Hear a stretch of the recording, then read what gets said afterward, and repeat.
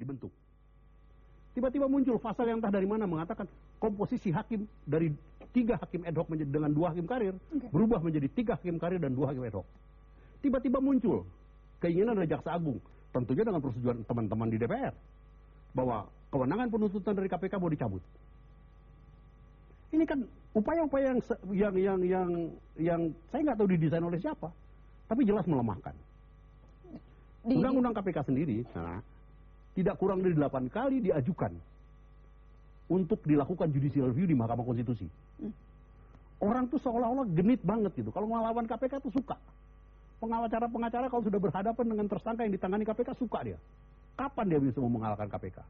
Nggak kalah diajukan digugat pra-peradilan. Saya ingat saya ada 3 atau 4 kali tuh seorang pengacara mengajukan gugatan Mahkamah Konstitusi. Jangan-jangan pengacara yang itu sekarang mendaftar jadi pimpinan KPK juga? Saya nggak tahu. Tapi kelihatannya mereka suka sekali kalau bisa mengalahkan KPK. Oke, situasi seperti ini kemudian jelas saja membuat orang berpikir bahwa ya apa gunanya menjadi pimpinan KPK kalau memang terlihat dengan jelas dari berbagai sudut, dari berbagai penjuru, semuanya memang sengaja untuk melemahkan institusi yang dibentuk untuk memusnahkan korupsi ini, Pak Ruki. Karena itulah kita betul-betul mengharapkan munculnya seorang pendekar. Pendekar yang tidak cengeng, pendekar yang tidak penakut, dan pendekar yang betul-betul memiliki integritas serta kemampuan yang tinggi. Itulah bagian daripada tantangan yang harus kita hadapi.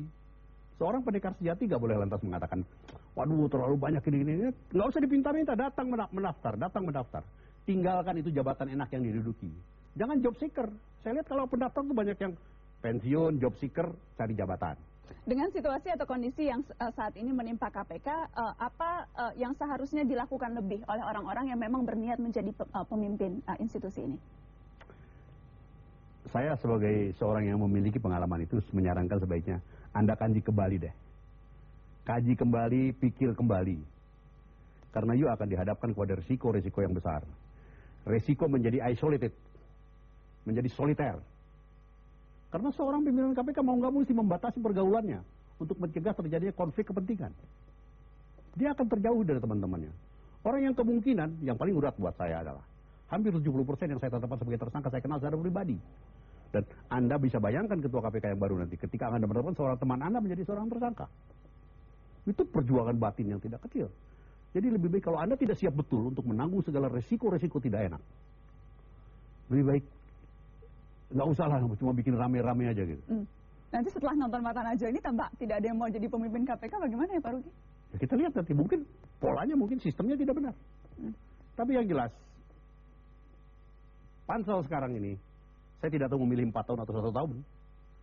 Biaya yang diperlukan untuk pansel ini 2 miliar. Kalau hanya untuk memilih 1 orang, untuk masa jabatan 1 tahun, kita ini sudah bukan negara kaya, alangkah mewahnya. Hanya untuk mencari 1 orang, masa jabatan 1 tahun, dilakukan biaya 2 miliar. Perlu ada kompromi politik antara presiden sebagai kepala negara dengan Dewan Perwakilan Rakyat, dengan para tokoh untuk mencari bagaimana kita menyelamatkan, bukan menyelamatkan KPK, menyelamatkan pemberantasan korupsi. Jadi Pak Ruki, tadi menurut Anda suatu kemubaziran yang luar biasa, pansel mengeluarkan dana 2 miliar atau ada yang mengatakan 2,5 miliar untuk memilih 1 orang dengan masa jabatan hanya untuk 1 tahun. Jadi seharusnya ditunjuk langsung saja oleh presiden begitu. Itu kan bukan solusi juga. Tentunya perlu ada peraturan pemerintah pengganti undang-undang untuk mengisi kekosongan kalau sampai terjadi teman baik saya, Saudara Bibit. Saya katakan teman baik saya, 1 angkatan saya sama dia. Dengan Saudara Chandra harus masuk ke pengadilan untuk